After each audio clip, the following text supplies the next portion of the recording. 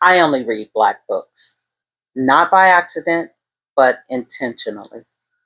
Black authors, Black books, Black stories, they all give me something that I can't get anywhere else. My name is Raquel. Welcome and welcome back. So it's not just a preference, it's about connection, identity, and being able to see myself in the stories that I love. Let's get into it. When I talk about representation, I mean people like me, our culture, our language, our experiences, not a character who happens to be Black. You actually have to be Black or there's no authenticity. Our culture has nuance that you can only understand if you're a part of the culture. I want to hear people who sound like my cousin, think like my aunt, and struggle with faith and family issues the same way I do. It just hits different.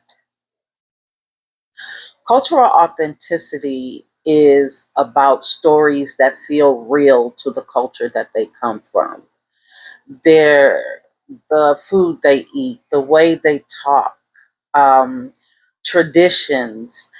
Um, just an example when we repeat a word like for real, or even saying one word like what, and saying it with a different intonation in your voice means several different things. Those are lived experiences that you have, and you'll understand what it means. So when we're talking about cultural authenticity in a book, it sounds like you live this life and not that you're on the outside looking in. The truth in storytelling isn't just about facts. Like in real life, Black people are storytellers. They have an oral tradition of passing down stories. Nothing was written down. Truth in storytelling isn't just about facts, it's an emotional truth. Characters make choices, they feel pain, they celebrate joy in ways that actually reflect the way we live. Even if it's fiction, there is still some truth to it. For so long, our stories have been treated like the side character to someone's main character, and that's not what it is. We deserve center stage. We deserve to be upfront, out, and loud. This is my protest, if you will, to not being the not being the secondary character. We are main characters. Our thrillers, our romance, our history, all of it is all center stage for me. And I reflect that through my only reading Black books because no one else, I like as a kid, uh, one of the things that I was always taught is no one's better than you and you're not better than anyone. That was one thing that was always taught. Like I can hear that reverberating in my head through my grandmother. No one's better than you, and you're not better than anyone.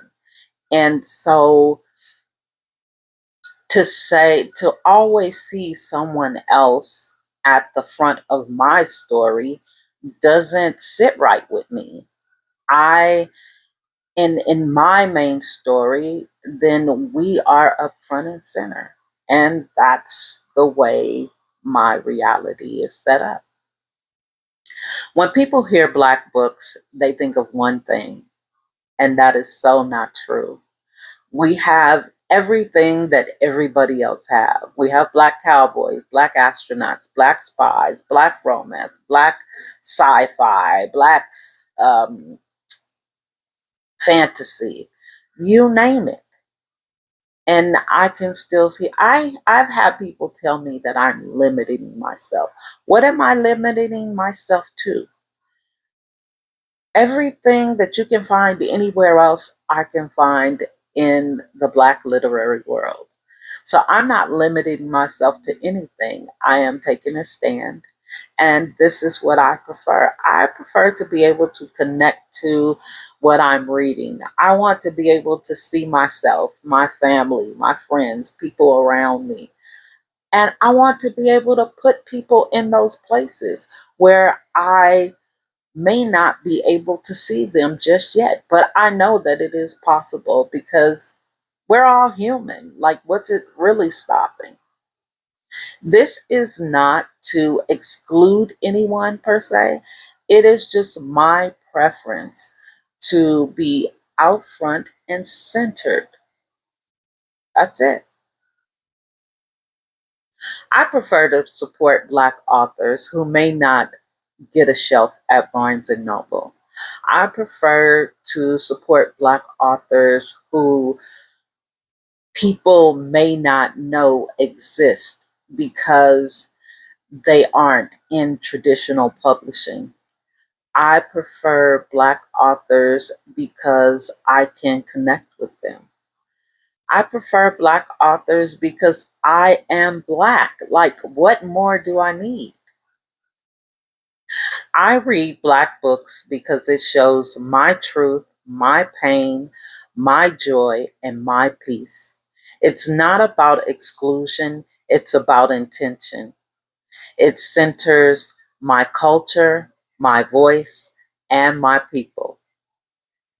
And it shows that our books belong on the highest shelves. What guides your reading choices? If you enjoyed this book discussion, don't forget to leave a thumbs up and do all of the YouTube things like, comment, subscribe, and share. Until next time, see you soon.